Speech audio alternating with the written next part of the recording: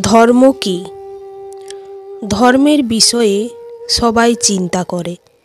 কেউ নিজের ধর্মের বিষয়ে, কেউ অন্যের ধর্মের বিষয়ে, কারো অধর্মের বিষয়ে আলোচনা হতেই থাকে। এমন কেউ নেই যে ধর্মের বিষয়ে চিন্তা করে না। কিন্তু বাস্তবে ধর্ম কাকে বলে? কেউ কি সত্যিটা বুঝতে পারে? ধর্ম মানুষকে অন্য মানুষের সঙ্গে, সমস্ত সৃষ্টির সঙ্গে একাত্ম হয়ে বাঁচার জ্ঞান দেয়।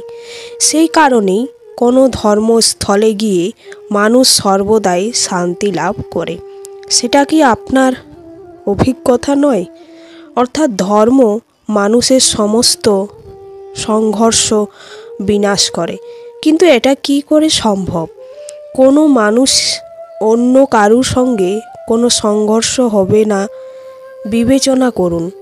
যেখানে প্রেম আছে সেখানে সংঘর্ষ থাকে নাকি? আপনি বলবেন হ্যাঁ, অবশ্যই থাকে। কিন্তু আপনি আরেকটুকু ভাবলে তবে বুঝতে পারবেন, যেইক্ষণে সংঘর্ষ হয় সেইক্ষণে সমস্ত প্রেম বিস্মৃত হয়ে যায়। আর তারপর ইচ্ছা জাগে, অহংকার জাগে, ক্রোধ জাগে, কিন্তু প্রেম আর জাগে না। কারণ যেখানে প্রেম জাগ্রত থাকে সেখানে সমস্ত বিবাদ, সমস্ত সংঘর্ষ, সমস্ত বচসা বিনষ্ট হয়ে যায়। যদি তেমনি প্রেম সমগ্র বিশ্বের জন্য জেগে উঠতে, তবে কেবল মানুষ নয়, পশু পক্ষীদের জন্য, ঘাসের কোনার জন্য যদি হৃদয়ে স্নেহ থাকে, তবে কি ক্রোধের আর কোনো কারণ বাকি থাকে না তো। এক ব্যক্তির হৃদয়ে অন্য ব্যক্তির জন্য যে প্রণয় থাকে, সে প্রণয় যদি সমস্ত সৃষ্টির জন্য জাগে, তবে তাকেই করুণা বলে।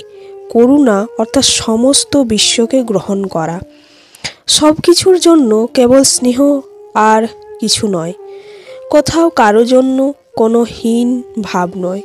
করুণাই হলো বাস্তবে সমস্ত ধর্মের সার।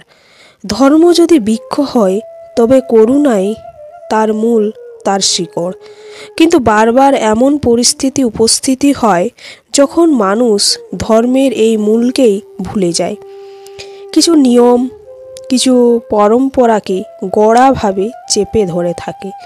আর করুণাকে তো ভুলেই যায়। আর এই জগৎ ভরে ওঠে সংঘর্ষে, ঈর্ষায়, শোষণে, ক্রোধে, বিবাদে, অর্থাৎ অধর্মে। আর তখন পরমাত্মাকে অবতার ধারণ করতে হয়। মানুষকে বাস্তবিক জ্ঞান প্রদানের জন্য মহাভারতের কথাও সেই সময়ের কথা, যখন কিছু লোক পরম্পরাকেই ধর্ম জ্ঞানে পালন করত, আর বাকিরা অধর্মে পরিপূর্ণ ছিল। ক্রোধ, বিবাদ, উচ্চ আকাঙ্ক্ষায় ঘূর্ণিঝড়ে আবৃত হয়ে ধর্মকেই নাশ করেছিল। ব্যক্তির প্রতি স্নেহ ছিল, কিন্তু সমস্ত বিশ্বের জন্য স্নেহ ছিল না হৃদয়ে। এ জগতে করুণা ছিল না। সেই কারণেই আমি অবতার ধারণ করলাম।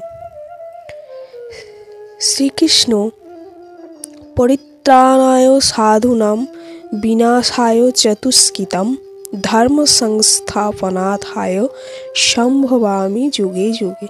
অর্থাৎ সাধুদের পরিত্রাণ করার জন্য, দুষ্কৃতী কুকর্মকারীদের বিনাশ করার জন্য, ধর্ম সংস্থাপনার জন্য আমি যুগে যুগে অবতীর্ণ হই।